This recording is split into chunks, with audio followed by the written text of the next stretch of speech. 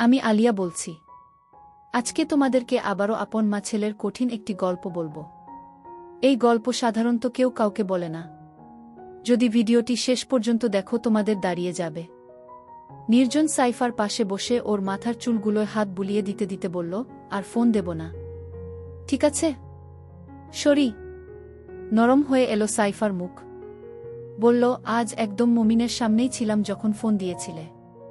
ও সন্দেহ করলে কি হতো বলতো? নির্জন সিগারেটে টান দিয়ে ফু করে সাইফার মুখেই ধোয়া ছুড়ল। সামান্য দুল সাইফার কানের পাশের চুলের গোছা। বলল, আমাকে কাল একবার ঢাকার বাইরে যেতে হতে পারে। সেখানে থাকব হয়তো এই সপ্তাহটা। তাই ফোন দিয়েছি। সাইফা নির্জনের দিকে ঘুরে তাকাল এবারে। বলল, কেন যাবে? টাকার জন্য মানে? সাইফার বিস্মিত জিজ্ঞাসা।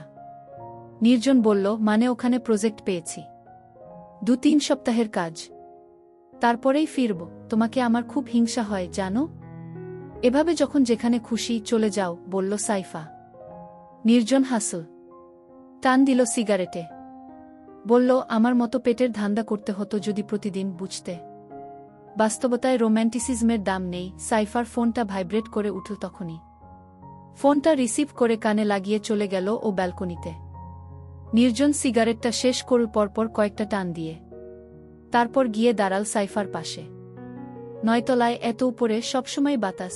সাইফার শাড়ির আঁচল উড়ছে, উড়ছে চুলও। হ্যাঁ, ফাতাহকে আমি স্কুল থেকে নিয়ে যাব। আচ্ছা, ঠিক আছে, বলছিল সাইফা। ওপারে নির্ঘাত মমিন, সাইফার মহামান্য স্বামী। ফোন রেখেই সাইফা বলল, ওদের ব্যাচের আজ কিসের যেন অনুষ্ঠান আছে ক্লাবে। ছেলেকে স্কুল থেকে নিয়ে যেতে বলল। নির্জন ধরল সাইফাকে। বলল, এখনই যাবে? তুমি যেতে দেবে? মুখ ফিরিয়ে নির্জনের ঠোঁটের কাছে ঠোঁট এনে বলল সাইফা। আমি তো পালিয়ে যাচ্ছি না। এত জোরে ধরছ কেন? মুষ্টি কিছুটা আলগা করল নির্জন। আমার কাছে প্রোটেকশন নেই কিন্তু, বলল নির্জন। সাইফা বলল, আমার সেই উইক চলছে। সাইফা ধাক্কা দিয়ে সরিয়ে দিল নির্জনকে। আতকে উঠে বলল, আমাকে প্রোগ্রামে যেতে হবে। মানে? বিস্মিত নির্জনের প্রশ্ন। আমাকে মমিনের প্রোগ্রামে যেতে হবে বললাম না? আমিও বাইরে যাব, বলল নির্জন। তুমি তাইলে তোমার ছেলের স্কুল পর্যন্ত যেতে পারি তোমার সাথে। দরকার নাই, বলল সাইফা। তুমি আমার জীবনের ইনকগনিটো মুড। আমি এটা কারো কাছে রিভিল করতে চাই না। বেরিয়ে গেল সাইফা। নির্জন আরেকটা সিগারেট ধরাল। এই নিয়ে সকাল থেকে 7টা হল। কোথায় যেন পড়েছিল ধূমপান ক্ষমতা হ্রাস করে। মনে পড়ে গেল শেখথা। নির্জন হাসল। ভাবল, সিগারেট ছেড়ে দেবে। ব্যাপারটা শুরু হয়েছিল হুট করেই। নির্জন পোস্ট গ্রাজুয়েশন করবে কিনা ভাবছিল। অনেকেই উপদেশ দিয়েছিল আগে একটা চাকরি ম্যানেজ করতে। তখনই ডিপার্টমেন্টের বড়ভাই তুহিন দেখা করে বলেছিলেন, তোকে একটা কাজ করে দিতে হবে। পারবি না? তুহিন ভাই তখন সদ্য বিশ্ববিদ্যালয় থেকে বেরিয়ে অক্সফার্মের একটা প্রজেক্টে এরিয়া ম্যানেজার হিসেবে জয়েন করেছেন। বিয়ে করেছেন বাবার পছন্দ করা এক মেয়েকে। বলেছিল, আমার ক্লোজ সব বন্ধুবান্ধব, জুনিয়র সিনিয়র সবাইকে জিনাত চেনে। তোকেই তাই কাজটা করতে হবে। নির্জন খানিকটা কৌতূহলী, খানিকটা বিব্রত হয়ে বলেছিল, কাজটা কি সেটা আগে বলবেন তো। আপনি তো আমার সাসপেন্স বাড়িয়ে দিচ্ছেন। তুহিন ভাই সময় নিয়েছিলেন উত্তর দিতে। এটা ওটা অনাবশ্যক টপিকে কথা বলে 2-3টা বেনসনের শলাকা পড়িয়ে বলেছিলেন, তোর ভাবি মানে জিনাত আর কি কয়েকদিন ধরে স্ট্রেঞ্জ বিহেভ করছে। বুঝলি তো? স্ট্রেঞ্জ। আমাকে না বলে বাইরে যাচ্ছে, আমি অফিস থেকে ফেরার আগেই বাসা চলে আসছে যাতে আমি সন্দেহ না করি। আর প্রায় দিনই ও ক্লান্ত, বেশিরভাগ দিন আর কি, তোমাকে হয়তো বোঝাতে পারছি না, টায়ার্ড আর কি, বুঝিস তো, মানে আমার সাথে ফিজিক্যাল হতে চাইছে না। নির্জন স্তব্ধ বিস্মিত হয়ে তাকিয়েছিল তুহিন ভাইয়ের দিকে। উত্তরে কি বলবে ভেবে না পেয়ে ছিল নিরুত্তর। কথাগুলো বলতে বলতে ঘেমে গিয়েছিলেন তুহিন ভাই। জুলফি বেয়ে ফাগুনের সেই ঈষদুষ্ণ আবহাওয়াতেও ঘাম ঝরছিল। পকেট থেকে রুমাল বের করে নাকে ছোঁয়াচ্ছিলেন বারবার।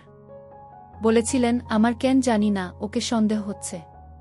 মানে বুঝিস তো, হয়তো অন্য কারো সাথে মিট করছে, বলা তো যায় না। হয়তো এফেয়ারে জড়িয়েছে, তোকে বলা ঠিক হচ্ছে কিনা জানি না, কিন্তু না বলে শান্তিও পাচ্ছি না। I got to be certain, ও আসলেই চিট করছে নাকি আমার মনের ভুল, আমাকে জানতে হবে। আমি কি করব? বলেছিল নির্জন। তার প্রশ্ন শুনিয়েছিল বিস্ময়সূচক, তোকে ওর উপর নজর রাখতে হবে 2-3 দিন।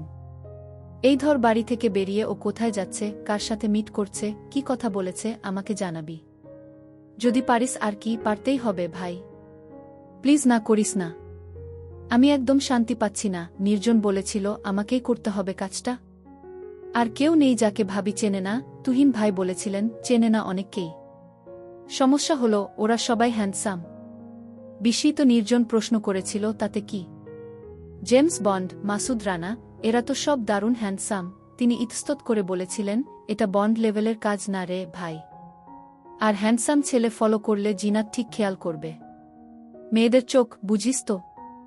আর তুই হলি মানে বুঝিস তো একটু কম নারবারে টাইপের। মানে তোর চেহারাটা মনে রাখার মতো না, খুব অর্ডিনারি।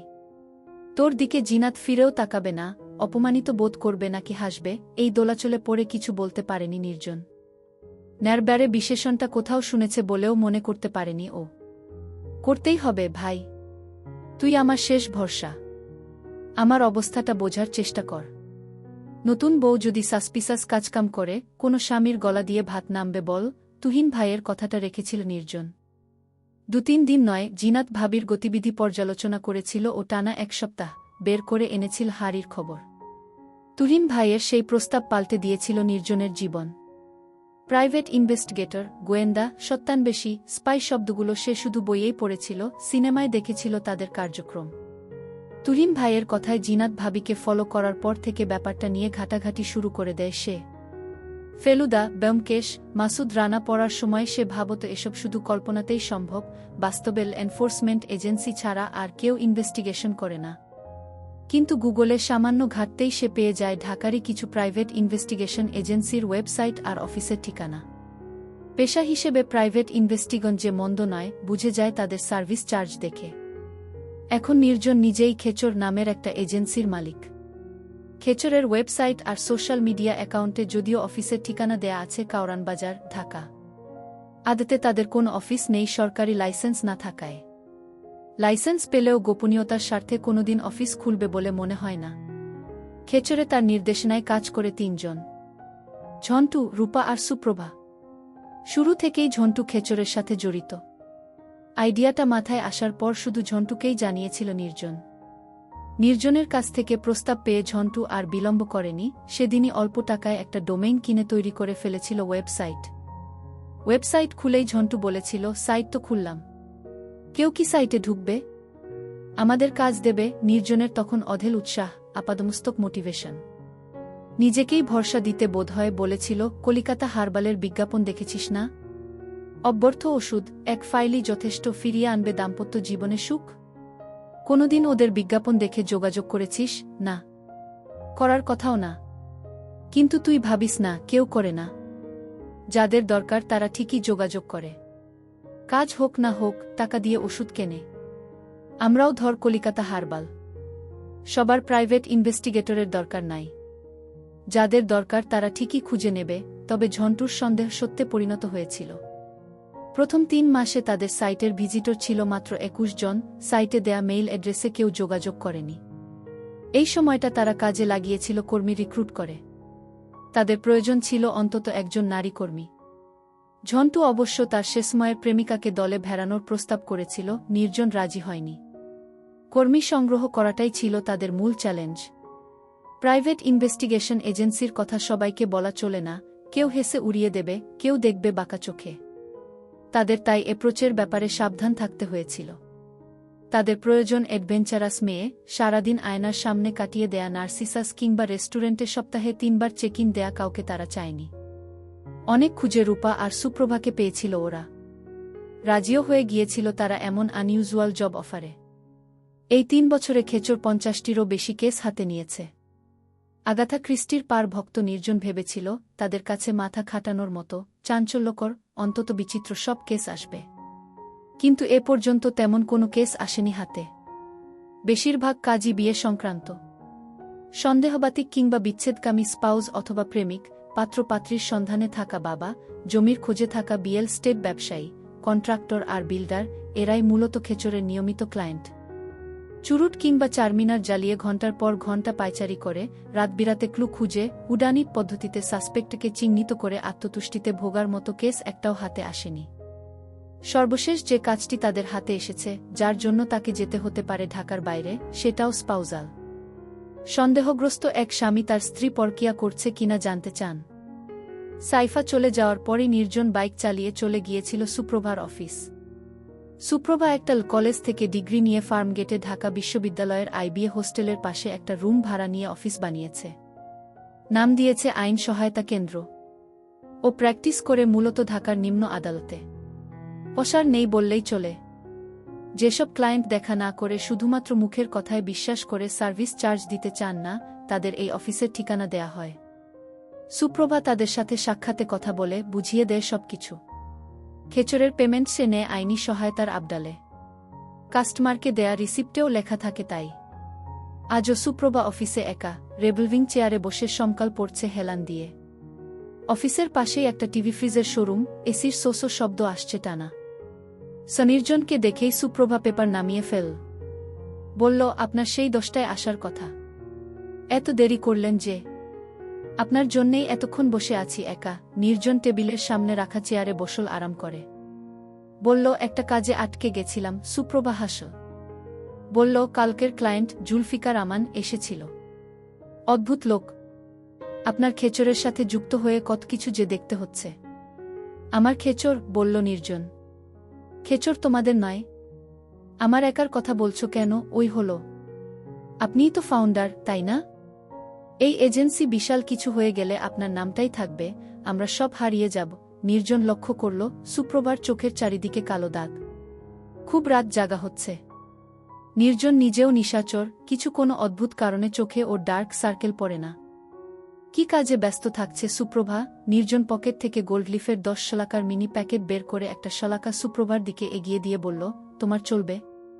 তুমি তো আবার বেনসন খাও। সুপ্রভা সিগারেটটা নিয়ে বলল, কেউ অফার করলেও বিড়িও খাই, সমস্যা নেই। নির্জন জ্বালিয়ে দিল সুপ্রভার সিগারেট। ম্যাচের আগুনে রৌদ্রোজ্জ্বল পুকুরে লাফিয়ে ওঠা মাছের আশের মতো দপ করে উঠল ওর মুখ। জাল নিজের শলাকাটাও। বলল, ক্লায়েন্টের কথা বলো।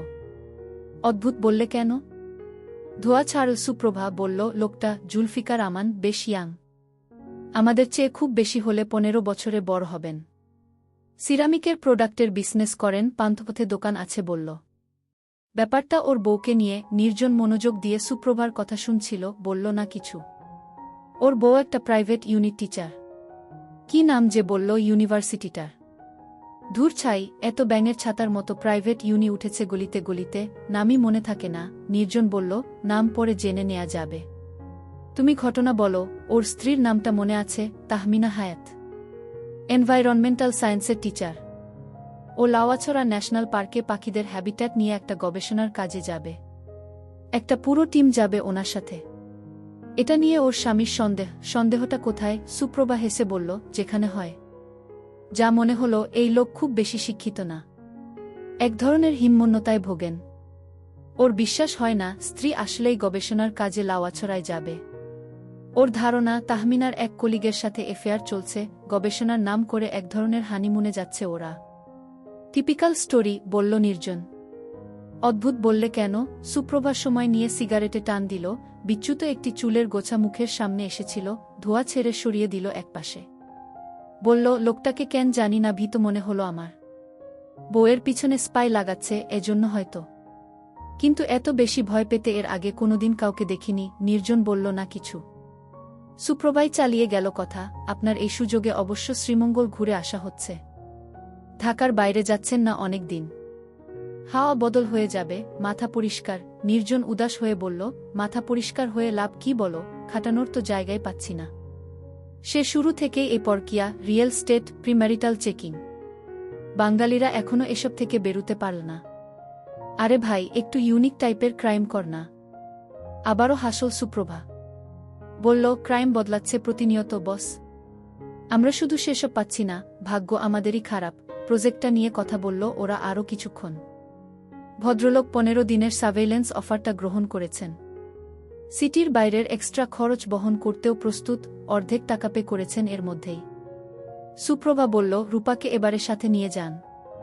আমি এখন ঢাকার বাইরে যেতে পারব না কোথাও। নির্জনও তাই ভাবছে। বলল, তুমি লোকটার সাথে ফোনে যোগাযোগ করো। ওর স্ত্রী কবে যাবে আমাকে জানিয়ে দেবে। আমরা পারলে ওর সাথেই যাব, যদি বাসে বা ট্রেনে যায় আর কি।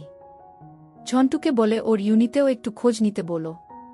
কি নিয়ে গবেষণা করতে যাচ্ছেন, কারা কারা যাচ্ছে, এসব একটু চেষ্টা করলেই ও জানতে পারবে। আর তাহমিনার ফেসবুক আইডির লিঙ্কটা পাঠিয়ে দিও। একটু দেখতে হবে। আরও কিছু নির্দেশনা দিয়ে বেরিয়ে আসছিল নির্জন। পেছন থেকে ডাকল সুপ্রভা। আমাকে একটু টিএসসি ড্রপ করে দিতে পারবেন? বাইক এনেছেন তো সাথে? বাইকের দুদিকে দুপা দিয়ে বসল সুপ্রভা। নির্জন বলল, কারো সাথে দেখা করতে যাচ্ছ নাকি? হ্যাঁ, ডেপ্টের জুনিয়র। ছেলেটা ফেসবুকে খুব জ্বালাচ্ছিল। একটু টাইট দিয়ে আসি। টাইট দেবে নাকি অন্য কিছু? শেষে জুনিয়রের সাথে গিয়ার শিফট করে বলল নির্জন। প্রচণ্ড জ্যাম, ক্লাস ধরে থাকতে হচ্ছে সবসময়। এসব তো জুনিয়রের সাথে বেশি মজা। নিজের মতো করে চালিয়ে নেয়া যায়। বিয়ের কথা চিন্তা করছো? জিজ্ঞেস করল নির্জন।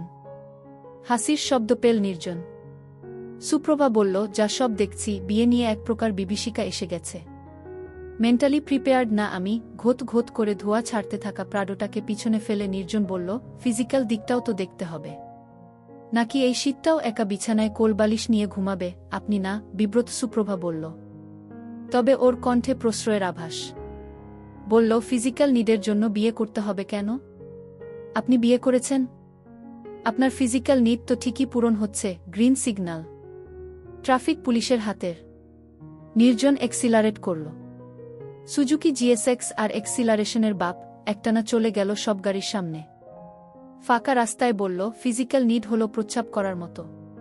কিছুক্ষণ পরপর যেমন জলত্যাগ করতে হয়, এই বলতাও তেমন কিছুক্ষণ পরপর হুল ফোটায়।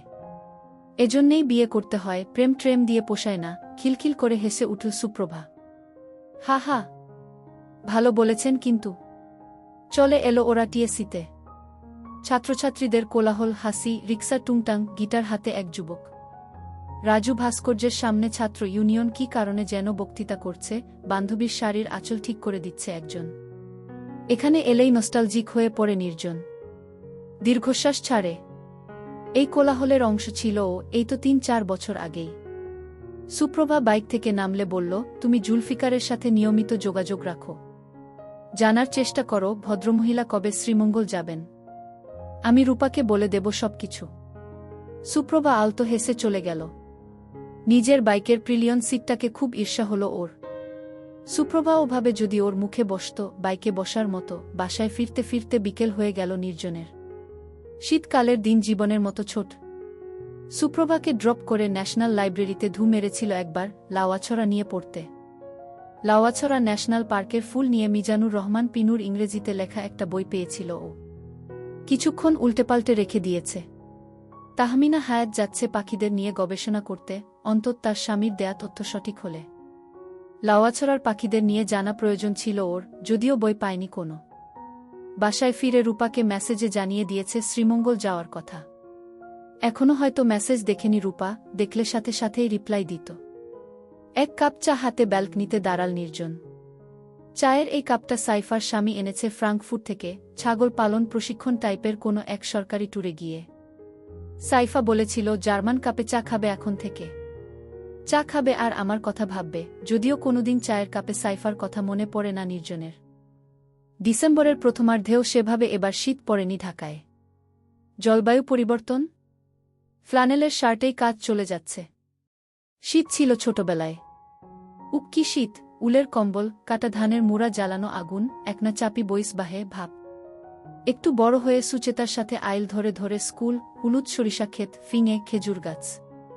তারপর রংপুরের ম্যাচে ফাতিমা ভাবি। সেই শীতগুলো ভালো ছিল, সেই শীতে কম্বলের ওমের কদর ছিল। চায়ে চুমুক দিতেই নির্জন শৈশব কিশোর ঘুরে এলো। কম দেখা হলো না এ জীবনের। বাবার মৃত্যু, দারিদ্র, মায়ের দ্বিতীয় বিয়ে, দারিদ্র, মায়ের মৃত্যু, দারিদ্র, বিশ্ববিদ্যালয়, দারিদ্র। আতপেটা কত গল্প, লোভ, হাসি, আনন্দ। আজ এখন টাকা আছে, পেটে ভাত আছে, 9 তলায় ফ্ল্যাট আছে। আদরের সেই ওমটুকু, আলু ভর্তা আর গরম ভাতের ধোয়াটুকু নেই শুধু। নির্জনের চমক ভাঙ্গে ফোনের রিংটোনের শব্দে। রূপার কল। ওর ডেসলারে তোলা ছবি ভাসছে স্ক্রিনে। আমরা কি সত্যিই শ্রীমঙ্গল যাচ্ছি? ভুল করে মেসেজ পাঠাননি তো? ফোন কানে লাগাতেই নির্জন রূপার উচ্ছ্বসিত কণ্ঠের ওঠানামা শুনতে পায়। বলল, সবকিছু ঠিকঠাক থাকলে শুধু যাব না, গিয়ে 10-15 দিন থাকব। সবকিছু ঠিকঠাক থাকলে মানে? বাতিল হতে পারে নাকি? রূপার গলার স্বর নেমে গেল মুহূর্তেই, যেন কেউ ঠান্ডা জল ঢেলে দিয়েছে গায়ে। নির্জন হেসে বলল, আচ্ছা, কোনো কারণে যদি না যাওয়া হয়, আমি নিজের টাকায় তোমাকে নিয়ে যাব। হয়েছে? শুধু শ্রীমঙ্গল না, সিলেট, সুনামগঞ্জ, পূর্বের যত জেলা সব ঘুরিয়ে আনব, কথা দিলাম। হয়েছে? আপনার কথার যা দাম, ওপাশ থেকে বলল রূপা। গতবার সুন্দরবন নিয়ে যেতে চেয়েছিলেন, এখনো যাচ্ছি। আপনার ভরসায় থাকলে পরজন্মে শ্রীমঙ্গল যেতে হবে। নির্জন তার কলিগদের সাথে যথেষ্ট ফ্রি, যদিও সবাই তাকে সম্মান করে, ঝন্টু ছাড়া, অবশ্যই। আজকালের মধ্যেই যেতে হবে। তুমি ব্যাগট্যাগ গুছিয়ে রাখো। গেলে লম্বা সময় থাকতে হবে। আর গরম কাপড় নেবে ঠিকমতো। ঢাকার বাইরে কিন্তু প্রচণ্ড শীত। নির্জন খুলে বলল রূপাকে তাহমিনা হায়াতের ব্যাপারটা। শুনে রূপা বলল, এমন কেস প্রতি মাসে আসে না কেন? টাকা কামানোর সাথে সাথে ঘোরাঘুরিও হয়ে যায়। ফোন রাখল নির্জন। রূপা সুপ্রভার মতো চাপা নয়। অনেক উচ্ছল, এক্সপ্রেসিভ, সুস্মিতা। পৌষের শৈশব রোদ্দুরের মতো গায়ের রং, হাসিতে প্রকাশিত গজদন্ত। যেখানেই যায় মাতিয়ে রাখে ও চারপাশ। আবারও ব্যালকনিতে গিয়ে বসল নির্জন। সন্ধ্যা নামছে পৃথিবীর বুকে ফিনের চঞ্চল ডানায়।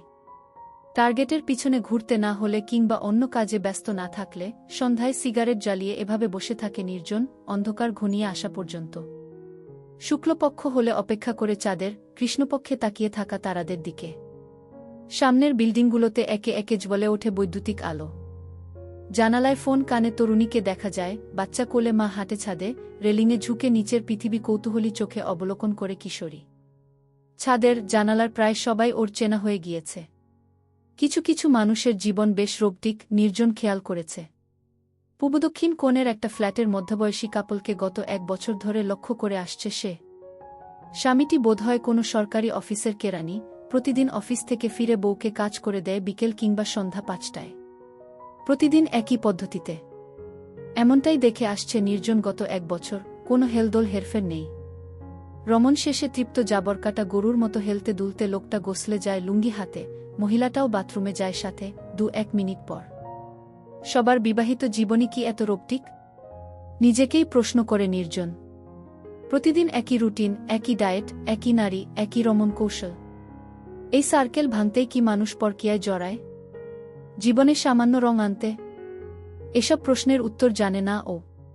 কোথায় যেন পড়েছিল কিংবা শুনেছিল কাউকে বলতে, বিয়ে হলো দিল্লির লাড্ডু, খেলেও পস্তাবে, না খেলেও। আজ সেই রোবটিক কাপলের জানালা বন্ধ, হয়তো কোথাও গিয়েছে। তাদের না দেখেই বরং ভালো লাগে নির্জনের। ঠিক সামনের বিল্ডিংটা 6 তলা উঁচু, একটা মেয়ে, হয়তো বিবাহিত, মেলা দেয়া কাপড় সংগ্রহ করছে তার থেকে।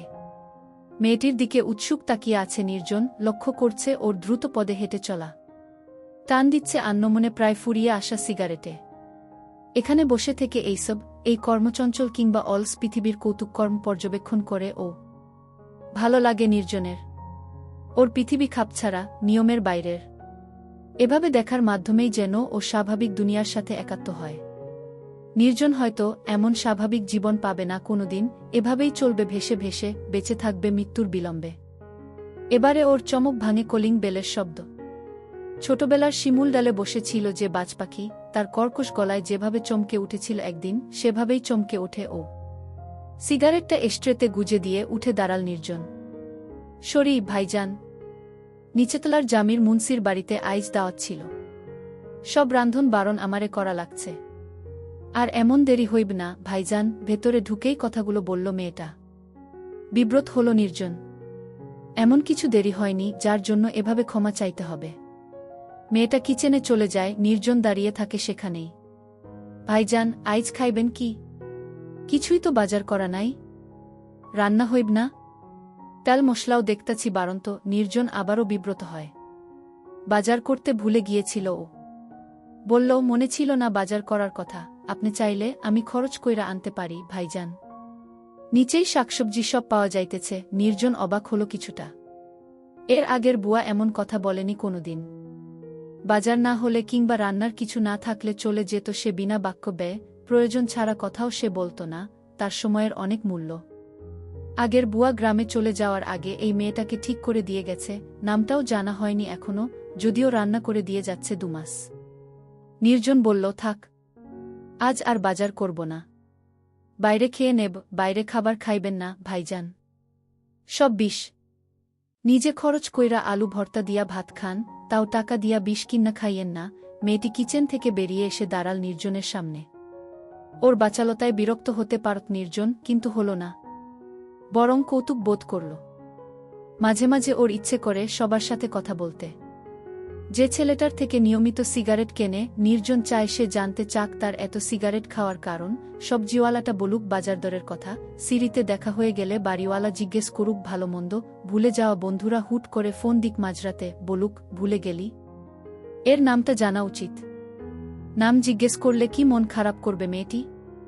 ভাববে 2 মাস কাজ করছি, নাম জানার প্রয়োজন বোধ করেনি। নির্জন বলল, থাক, তোমাকে আর কষ্ট করতে হবে না, তোমার তো অন্য বাড়িতে রান্না করতে হবে, তাই না? মেয়েটি সে প্রশ্নের জবাব না দিয়ে নির্জনকে খানিকটা অবাক করে দিয়ে জিজ্ঞেস করল, ভাইজান, আপনি আমার নামটা জানেন না? তুমি কোনোদিন বলনি। আমি বলি নাই দেখা আপনি জিজ্ঞাসা করবেন না? আমি যদি কিছু চুরি কইরা ভাইগা যাইতাম, পুলিশের কাছে গিয়া কার নামে মামলা করতেন? খুশি খুশি মুখে বলল মেয়েটা। নির্জন হাসল, বলল, তাহলে তোমার নামটা বলো, যাতে তুমি চুরি করলে তোমার নামে মামলা করতে পারি। আমার নাম হইল রায়হানা ভাইজান, দাঁত বের করে হেসে বলল মেয়েটি। নির্জন লক্ষ্য করে বেশ সুন্দর হাসি রায়হানার। ভরাট চেহারা, কাঁধ পর্যন্ত ছোট করে কাটা চুল, রেল লাইনের মতো মেদহীন রিজু গড়ন, অসুন্দরী বলার উপায় নেই। তোমার অন্য কোথাও কাজ নেই আজ? আগের প্রশ্নেই ফিরে এলো নির্জন। রায়হানা বলল, আছে ভাইজান। হেইডা 7টার সময়। স্বামী স্ত্রী অফিসে করে, 7টার আগে ফেরে না। এই সময়টা আমি ফ্রি ভাইজান। সেই জিন্নে কইলাম বাজার কইরা আনি। নির্জন বলল, থাক, তোমাকে আর কষ্ট করতে হবে না, আমি একটু পর বাইরে যাব, খেয়ে আসব কোথাও। রায়হানার মুখে যেন একটা ছায়া নেমে আসে, কিছু যেন বলতে চায় ও বলে না। অন্ধকার হয়ে এসেছিল, বাল্বটা জ্বালিয়ে দিল নির্জন। কিছু বলবে, রায়হানা প্রথমে ইতস্তত করে, হয়তো বলবে কিনা ভাবে। তারপর বলে, অনেকটা মিনতি করেই, আমি থাকি ভাইজান কল্যাণপুর বস্তি। এখন আপনার এখানে থাইকা চইলা গেলে ওই বাসার সামনে যাইয়া দাঁড়ায় থাক লাগব, বস্তিতে চইলা গেলে আর ফিরন যাইব না। যাইতে আসতেই 7টা।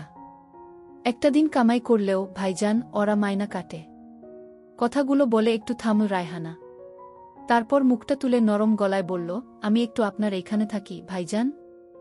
7টা পর্যন্ত। নির্জন ওর মুখের দিকে তাকাল, বলল, থাকো, সমস্যা নেই, ইচ্ছা করলেও ঘুমাতেও পারো বিছানায় শুয়ে। রায়হানার মুখে হাসি ফুটে উঠল নির্জনের সম্মতিতে। ওর হাসি দেখে নির্জনের মনে হল মেয়েটি সত্যিই খুশি হয়েছে। রায়হানা বলল, ঘুমাব না ভাইজান? আপনার টিভি নাই? বহুদিন টিভি দেখি না। নির্জন ল্যাপটপে একটা বাংলা সিনেমা চালু করে দিয়ে আবারও ব্যালকনিতে এসে বসল। কম্পিউটারে টিভি দেখার চাইতে টিভিতে টিভি দেখাইখা বেশি মজা ভাইজান। অ্যাডভার্টাইজগুলাও ভালো লাগে। ল্যাপটপের ব্যাপারে কমপ্লেইন করলেও বেশ গুটিসুটি মেরে বসেছে রায়হানা স্ক্রিনের সামনে। ল্যাপটপের উজ্জ্বল আলো ওর মুখে এসে পড়েছে, অন্যরকম দেখাচ্ছে ওর মুখ। কৃষ্ণপক্ষ চলছে, চাঁদ উঠবে মাঝরাতে। কাল দিনের বেলাতেও দেখা যাবে চাঁদ, পশ্চিমাকাশে ঢলে পড়ার আগে। চাঁদের আলোর তীব্রতায় যেসব নক্ষত্র প্রকাশিত হতে পারে না, তারা আজ হাট বসিয়েছে এখনে ওখানে রোবটিক কাপলের বিল্ডিংয়ের পিছনে। দূরযাত্রী প্লেনগুলোকে মাঝে মাঝে আলোকবর্ষ দূর থেকে ছিটকে আসা উল্কা ভেবে ভ্রম হয়। এইসব তারাদের দেখেছিল 1000 বছর আগের নির্জনও, প্রাকৃত ভাষায় কথা বলত যখন। গরু চড়িয়ে ক্লান্ত সন্ধ্যায় ঘাসে মাথা রেখে কিংবা কুঠিরের সামনে আগুন জ্বালিয়ে দেখেছে অবাক বিস্ময়ে। যে তারারা হারিয়ে গেছে, নিয়মিত ঘূর্ণনে চলে গেছে দূরে, তাদেরও দেখেছিল সে। আজকের এই নক্ষত্রের রাতের সেসব আদিম রাতের কোনো অমিল নেই। ভাইজান, আপনি বিয়া করে নাই কেন? কখন সিনেমা দেখা ছেড়ে রায়হানা পিছনে এসে দাঁড়িয়েছে বুঝতে পারেনি নির্জন। দ্রুত পিছনে তাকিয়ে বলল, তোমার সিনেমা দেখা হলো? এই সিনেমাটা ভাল লাগতেছে না ভাইজান, আপনার লগে গল্প করি। আমার আপনার সম্পর্কে জানার খুব ইচ্ছা। নির্জনের সামনে এসে গ্রিলে হেলান দিয়ে দাঁড়াল রায়হানা। আমার সম্পর্কে জানতে ইচ্ছে কেন এত? চেয়ারে হেলান দিয়ে রায়হানার শ্যাম মুখে চোখ রেখে বলল নির্জন। আপনার বয়সের সব ডি বিহাসাদি করছে, আপনি করেন নাই কেন? আমি যে কয়ডি বাড়িতে রান্না করি সব ডি ফ্যামিলি, খালি আপনিই ব্যাচেলার, বিয়ের ইচ্ছে হয়নি কোনোদিন। এইডা কোনো কথা ভাইজান? বিয়ার ইচ্ছা করে না? আমাগো গ্রামের ছেলেগুলা 20 বছরের আগেই বিয়া কইরা ফেলে। 15-16 বছর হইলে বিয়ার জিন্নে বাড়িতে ঘ্যাংঘ্যানায়। 20 বছরেও যদি বাপ বিয়া দিবার না চায়, বাপের সাগে ঝগড়া কইরা, কাজিয়া কইরা বিয়া করে। আর আপনি বিয়া করবার চান না, কথাটা বলেই রায়হানা হাসতে শুরু করে। দমকে দমকে মুখে হাত দিয়ে সামান্য সামনে ঝুঁকে হাসতে থাকে রায়হানা। ওর হাসির শব্দ ছড়িয়ে পড়ে সারা ঘরে।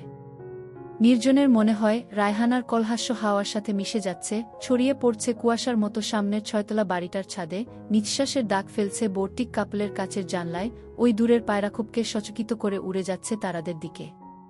তুমি বিয়ে করনি? জিজ্ঞেস করল নির্জন, রায়হানার হাসি মুখের দিকে মুগ্ধ তাকিয়ে। করছি ভাইজান। হাসি কোনমতে থামিয়ে বলল রায়হানা। স্বামী কি করে তোমার? এবারে পুরোপুরি হাসি থেমে গেল রায়হানার। জবাব না দিয়ে সে তাকাল অন্যদিকে। নির্জন দেখল এক ধরনের লজ্জা কিংবা ঘৃণা অথবা রাগ অথবা জিঘাংসা জমে উঠছে রায়হানার মুখে। দাঁত দিয়ে ঠোঁট কামড়ে ধরল ও। এত দ্রুত স্বামীর কথা উল্লেখ মাত্রই মুখের ভাবের এমন আমূল পরিবর্তন দেখে বিস্মিত হল নির্জন। স্বামী মারে যায়নি এ ব্যাপারে অন্তত নিঃসন্দেহ নির্জন। তাহলে অন্তত রাগ ঘৃণার বদলে শোকের ছায়া নামত চোখে। আমার স্বামী জেলে ভাইজান, নিচু স্বরে বলল রায়হানা। স্বামীকে নিয়ে কর প্রশ্নটি ফিরিয়ে নিতে ইচ্ছে হল নির্জনের। কিছু না বলে সময় নিয়ে সিগারেট জ্বাল ও। শুনল পায়রার খোপ থেকে খপক শব্দ আসছে ভেসে। কয় বছর হলো জেলে আছে তোমার স্বামী? প্রশ্ন করল নির্জন ধোয়ার গোল রিং ছেড়ে। 1.5 বছর হইল ভাইজান। মার্ডার কেস, মাথা নিচু করে জবাব দিল রায়হানা। আর কোনো প্রশ্ন করল না নির্জন। প্রশ্ন করে রায়হানার বায়বীয় মনকে তরল করতে চায় না সে। এতক্ষণে লক্ষ্য করে নির্জন রায়হানা কোনো গরম কাপড় পরেনি, ওড়না দিয়ে হাত দুটি ঢেকে রেখেছে। জিজ্ঞেস করল, তুমি শীতের কাপড় পরনি কেন? রায়হানা, এই বয়সে বেশি ঠান্ডা লাগে না ভাইজান। এমনিতে শরীর গরম হইয়া থাকে। ওর জবাব শুনে চমকে ওঠে নির্জন। দেখল রায়হানা একদৃষ্টে তাকিয়ে আছে তার মুখের দিকে। অপলক চোখ। নির্জনের মাথায় ঝিনি ডাকতে থাকে যেন। ভাবে রায়হানার এই কিছুক্ষণ থাকতে চাওয়ার কারণ শুধুই বস্তিতে ফেরার সমস্যা, নাকি স্বামীহারা এক মেয়ের নিজেকে সঁপে দেয়ার মরিয়া প্রচেষ্টা। এর আগেও বেশ কয়েকদিন রান্না করতে বারণ করেছে রায়হানাকে, পরশুই করেছিল। কি করেছিল সে সেদিন? একা থাকতে ভালো লাগে রায়হানা? স্বামীকে ছাড়া? বাজিয়ে দেখতে গা গলায় জিজ্ঞেস করে নির্জন। ভালো লাগে না ভাইজান। আপনি যে কেমনে একা থাকেন এইটাই বুঝি না। রায়হানার মুখের দিকে তাকাল নির্জন। ফ্ল্যাট নিরাবেগ মুখ, নষ্ট ট্রাফিক সিগন্যালের মতো নির্দেশনাহীন। শুধু জ্বলছে চোখ দুটো, অনির্বাণ। অন্ধকারে বেড়ালের চোখের মতো। তোমার বাচ্চা কাচ্চা নাই? নির্জনের প্রশ্ন। আছে ভাইজান। এক পোলা, 3 বছর বয়স। হের মুখ চাইয়াই তো আরেকটা বিয়া করবার পারি না। না হইলে কবেই বিয়া করতাম। খুনির সাথে সংসার করা যায়? লজ্জা লাগে না? নির্জনের সান্ত্বনা দিতে ইচ্ছে করে ওকে, কিন্তু তেমন কিছুই খুঁজে পায় না ও। উল্টো প্রশ্ন করে, কত বছরের জেল? 7 বছর। 7 বছর? সাবধানে পা ফেলে নির্জন। 7 বছর এই যৌবন আটকে রাখবে? আটকাইতে তো মন চায় না ভাইজান। ভাল্লাগে না কিছু? বলার কিছু রাখল না আর রায়হানা। শুধু আমাকে কাজ করে দেন ভাইজান বলা থেকে বিরত থেকেছে। এটুকু বুঝে নেয়া কি নির্জনের দায়িত্ব নয়? সিগারেটে শেষ টান দেয় নির্জন। ধোয়া ছেড়ে তাকায় রায়হানার মুখের দিকে। রায়হানার মুখ বিশেষ মুহূর্তের সাইফার মুখের সাথে মিলে যায়, মনে করিয়ে দেয় রংপুরের ফাতিমা ভাবির মুখ। কোমরে হাত রাখল নির্জন। রায়হানা বোধহয় এটুকুর অপেক্ষাতেই ছিল, ঢলে পড়ল ও নির্জনের চেয়ারে। পায়জামাতে গিট্টু দেয়া আছে ভাইজান। পারবেন না? আমি খুলতেছি। চোখ মেলে নির্জন যেন গ্রহণ করতে থাকে মহাজাগতিক সৌন্দর্য।